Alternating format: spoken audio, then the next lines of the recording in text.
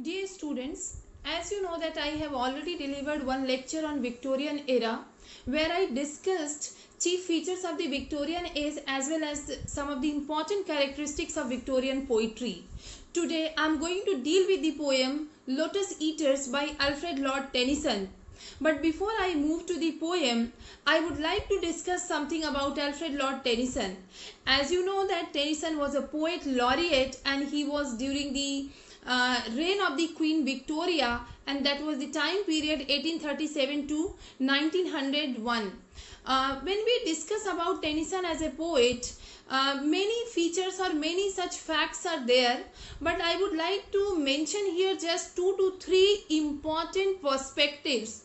As you know that I never give emphasis over the factual aspects or fact. You may also adhere by your own he's a voluminous poet and he has written this and this collection. Here just in order to teach that poem Lotus Eaters, I want to discuss some of the perspectives, some of the views which emerge out of his whole poetry, right? So in this case, first and foremost, he is called as an artist, or he is declared as consummate artist, and I will say that more than a poet he appears like an artist. For example, if you go through this poem Lotus Eaters itself, it appears like each and every word is the color of painting. He has drawn a picture, he has drawn a painting over the canvas from the world of nature, and the words are there like different colors. So pictorial quality we find in this particular poem itself, and such case you may notice in many other poems. So he is more artist than a poet. It can be here very easily understood through this poem which we are going to take. Now the question or the point that is over art for art's sake.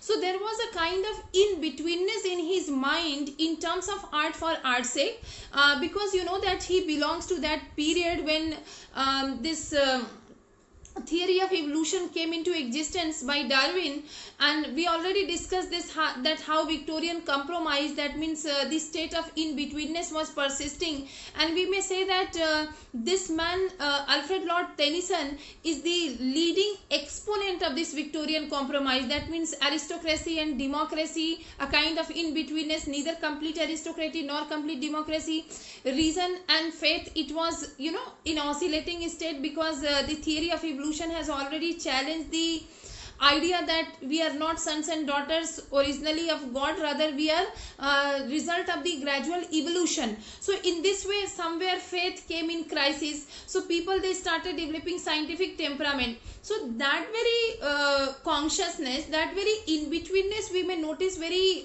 in a good way in the poem of the Tennyson. But besides this, the imprint, the dominant imprint that we derive after reading the poems of Tennyson, it is Tennyson as a romantic poet, Tennyson as a lyrical poet, Tennyson as nature poet, and of course exponent of Victorian compromise somewhere. Or you may say that some of his poems depict into existence that typical Victorian philosophy, where it is believed that poetry should teach the morality, or function of the poetry is the where poetry should teach the poetry should play the role of a visionary, right? Poet should be like a visionary. So that aspect also we notice in his poem. So as I said that a kind of in-betweenness we notice in art for art's sake. So first he propagated that poetry should not have any such purpose that is called exactly aesthetic entertainment or aesthetic enjoyment. Rather poetry should come up with the social and moral values, social and moral purpose. So of course when we are talking about art for art's sake, and generally we associate this term with the romantic era literature, and definition comes out like it is primarily it related with the entertainment or with the aesthetic enjoyment. But any entertainment or any aesthetic enjoyment is not completely beyond the human world. Let me tell you here a bit different explanation of the art for art's sake, that any entertainment or any enjoyment that you derive in the form of art, it is not completely devoid of or completely away from the human world. For example, you went through the Ode on a Grecian urn, and what you noticed that this art is most appealing to all of us, to all the readers, even today and tomorrow it will be, because this art contains human world. Even the suffering of the human world in the form of art, it appeals to our senses. So this Victorian man Tennyson, as there was in betweenness and compromise state, so different morality concept was prevailing at that time. So a phrase that is popular at that time, it was Victorian morality. So definitely Victorian realism and Victorian morality, somewhere it was in the mind of the Tennyson. But besides all these things, we find that he extends the Romantic era. He is more lyrical than Shelley. Not more lyrical, sorry, I should say that after Shelley he is the greatest lyrical poet from the Victorian age. You look at his In Memoriam and come into the Garden Maud, even the poem Tithonus itself, that lyricism you will find in this poem. Also Lotus Eaters, in Ulysses. So everywhere you can notice this lyrical quality and the quality that is the nature poet. Why he is called as poet, nature poet, right? So meaning to say that the philosophy of the Romantics, this man has continued very well. Now the question is that what is the philosophy of Romantics? Humanization of nature. So Tennyson also does humanization of nature. Nature serves to the humanity. Nature is for the best of the human beings. So what Wordsworth does, Wordsworth brings into existence liberational aspect through the nature, or differently in a different way, Keats is depicting through his senses that notion of liberation. So at the end, if you look at the philosophy of art for art's sake in the Romantic era, it is also oriented towards the good of the human beings. That means somewhere a kind of morality is inculcated through this art that is called art for art's sake. And Tennyson also does the same thing. So it can be here said that he continues the philosophy of Romantic era, and he is not totally different than the Romantic age. Rather, in great way he continues or he carries forward the tradition of Romantics. But at the same time, as I mentioned you, that the time period he belonged, there was dominance of scientific temperament, in betweenness was existing, theory of evolution has already arrived, so that Victorian reality sometimes dominates over him. So accordingly his expressions come. So if I have to talk about function of his poetry, then just like other Victorian poets, that means Matthew Arnold and Browning, he believes in the existence of a life that comes after this life. Just as Browning talks about the life after this life, and he believes that the life here on this earth is just half of the circle, and half of the circle is to be completed after this life. That means after death. So this is the philosophy which Victorian poets are giving. And Matthew Arnold is like a prophet. As you know that his Culture and Anarchy, his Dover Beach and his Summer Light, if you look at his small poems, the philosophy or the prophecy that he does through poetry, or the function of poetry that comes, like literature should always propagate the best of human world. And the function of literature is determined by Matthew Arnold, that what is best in society, it must exist and it must come through literature, so that the future generation may come to know about the values of human life, the values which are in the state of decay. Similarly, this man Tennyson also gives that universal idea, the idea just as I quoted of these two poets, that we should never tamper the law of nature. We should not break the law of nature. And I will give here example of the poem Tithonus, that you saw in this poem how Tithonus has granted the blessing and boon by the chief god Zeus, and then he is not granted permanent youth, rather he has got life forever, and in this way his skin is wrinkled and he just begging for the death, that he just looks after the mercy, that please give me death and I want to die, because he made a mistake, he made a fault in order to understand the secret of life and the mystery of life, that death is not death. As Bhagavad Gita says that soul never dies. So perhaps Tithnas couldn't understand that, and he took this physical world as the exact final world, and this is the reason he demanded. So I just quoted this example in order to tell you that more or less these three poets, including Tennyson, the function of poetry is same. That was famous in the Victorian era, that literature must propagate something in terms of human values, in terms of the ultimate philosophy, that this world is temporal. So this particular philosophy is not totally different than the romantics philosophy. Now I may say that Tennyson in a way he justifies the concept that F.R. Lewis has given in his Norms of Criticism, that literature should serve the humanity. Literature should not end into the enjoyment of aesthetic value. Literature doesn't mean aesthetic value, rather literature that useful, which does evaluation of life. Just as Matthew Arnold writes that poetry is criticism of life by the laws of poetic truth and poetic beauty, in the same way F.R. Lewis also writes that literature should enact life, and in this enactment of life there should be evaluation of human life. So somewhere Tennyson he gives sanction, he just subscribes this view that literature should enact life. Literature should be the enactment of life, that means the criticism of life or evaluation of life.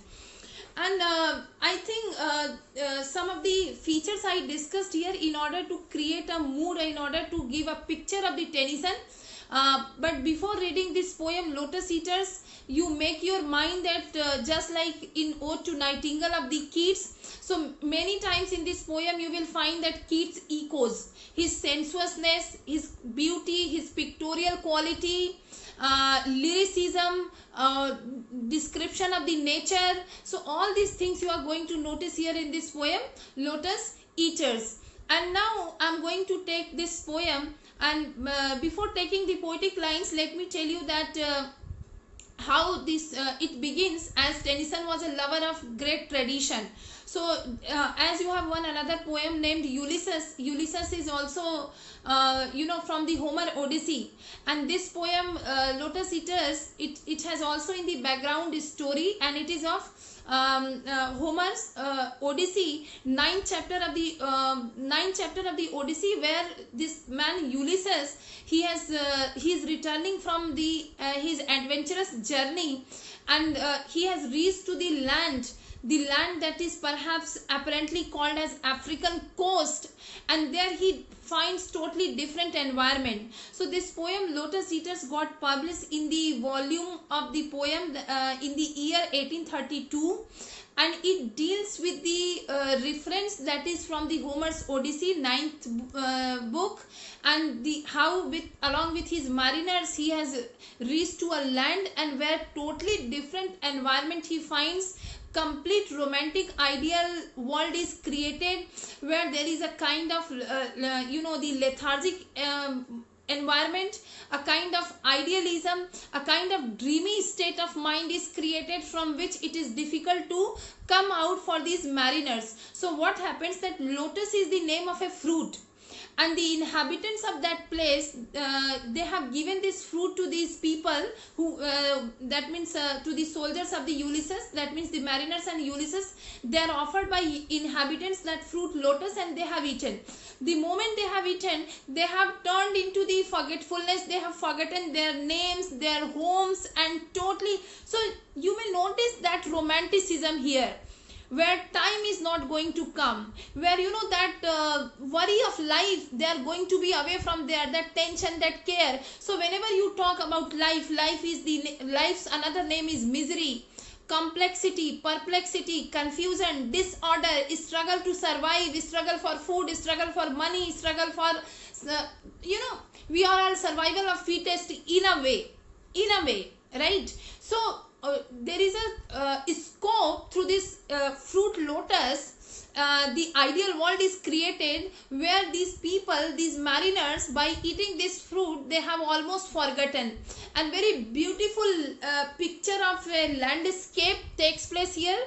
It seems that Tennyson is here painter, and he has taken a beautiful canvas, and the name of the canvas is Lotus Eaters. He has taken some objects from the nature, slow consonants, and the occurrence of the word S again and again creates that somniferous mood, right?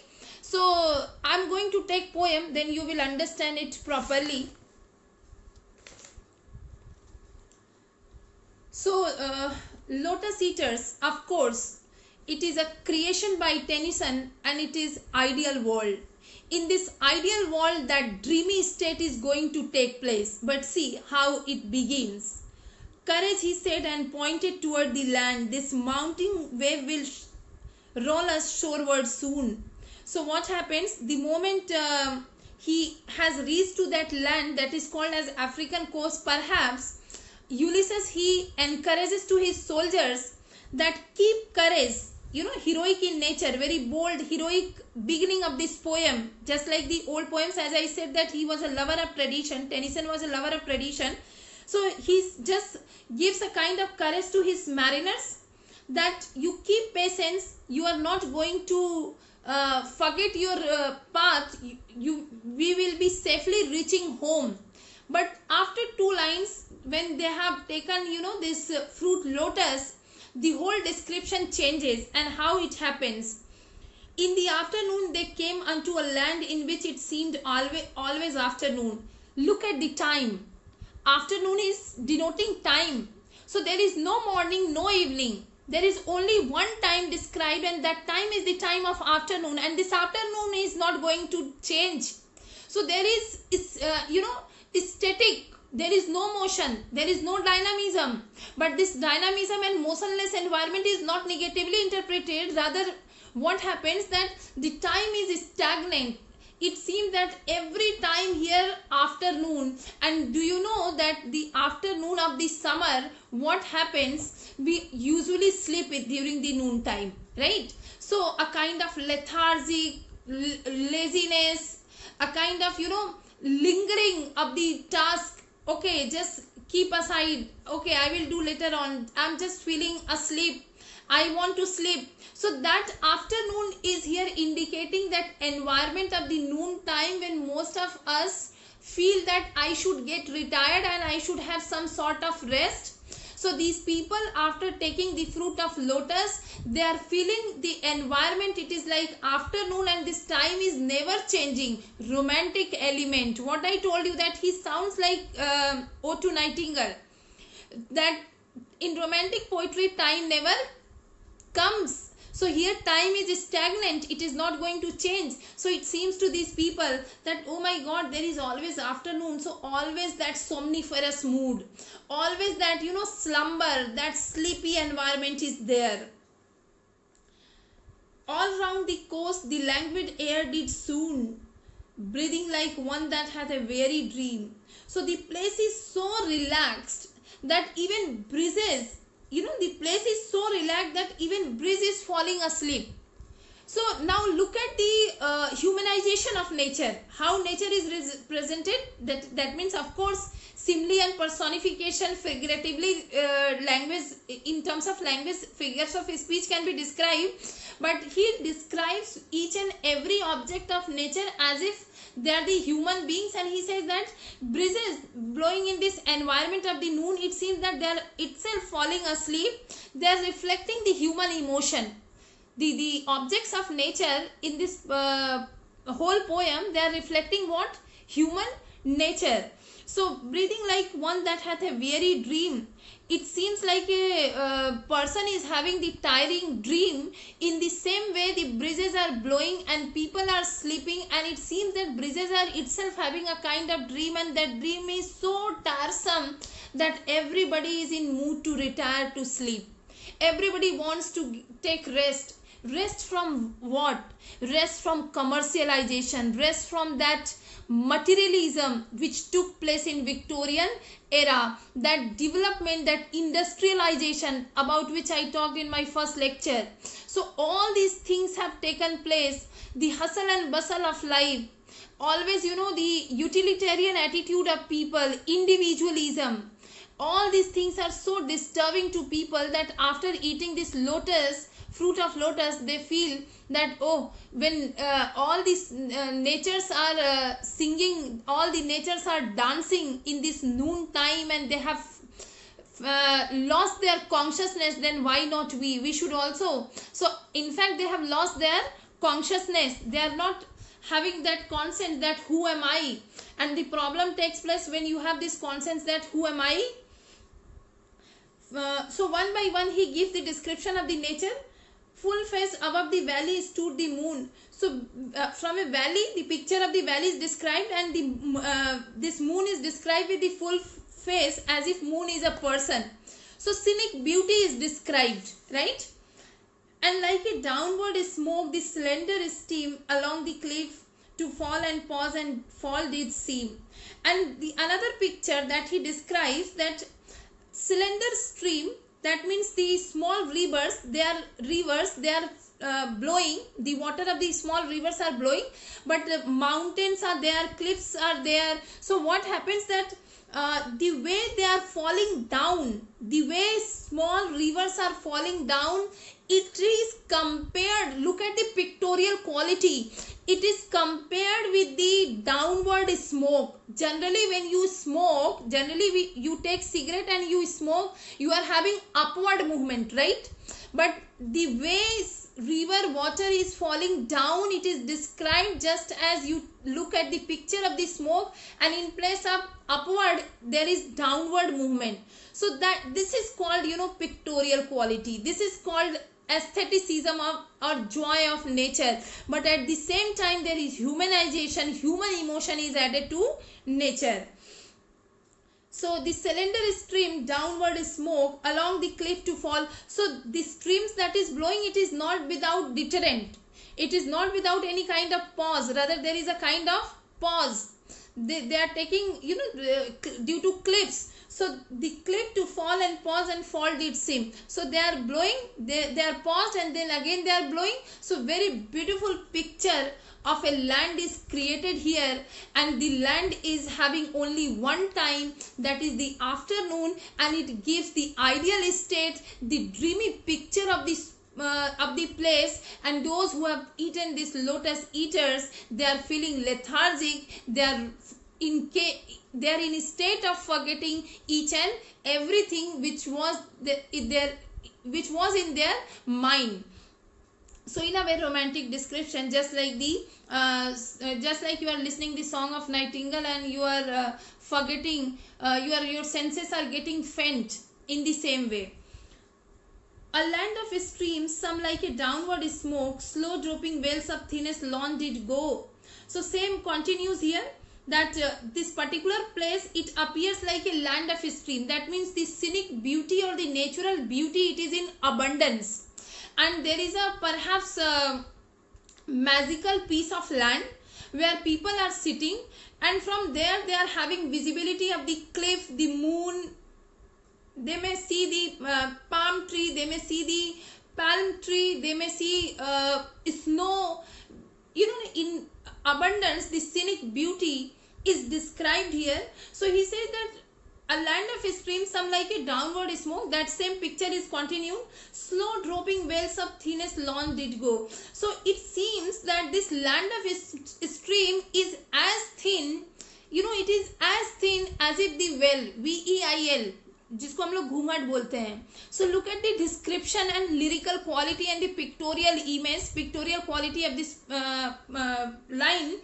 that it seems that the way smoke is, that means such a thin line of the water, it is falling down, which is described earlier like the downward smoke picture. Now it is described transparent like the ghungat, like well. And some through wavering lights and shadows broke, and some of the other streams are there, and they are so powerful that they are their wavering lights, they break out of the shadows and light, right? So they are rolling a slumberous sheet of foam below. So the kind of movement that takes place out inside the river, inside those small rivers, it seems that a kind of foam is created, right? So very natural description it is going on in the way of Tennyson. They saw the gleaming river seaward flow. So where all these small streams, where all these rivers are going on? All these rivers are going on towards the sea, because these rivers, their ultimate end is what? Sea. सारी नदियां समुद्र में मिलना चाहती हैं. So from the inner land far of the mountain's top, so what happens that the mountain, from the mountain, the three mountain tops, so focus is on the three mountain tops, and not only that, three silent pinnacles of a aged snow. And it seems that all these three mountains visible from there, they are covered with a kind of snow, and this snow is called as aged snow. That means it is not going to melt ever. What I told you, that no motion, no dynamism, and if there is not motion, there is no movement, that means time is stagnant, time is not moving. It is the time of noon, right? And if it is time of evening, then time of evening. So continuation of the same mood. Otherwise human world is known for the change. So stood sunset flushed and dewed with showery drops, up clomb the shadow pine above the woven copse. So dark pine trees visible from there, and also the group tree is visible, and you know, it seems like together they are fabricated, they are you know, together entangled with each other. So just as you know, the entanglement of the branches, in the same way the two different trees, they are meeting with each other, or they are woven, just like the woven fabric they appear. So I stop here because video is going too long, and already it will create problem in upload. So in next video I will come with the explanation of the rest of the lines.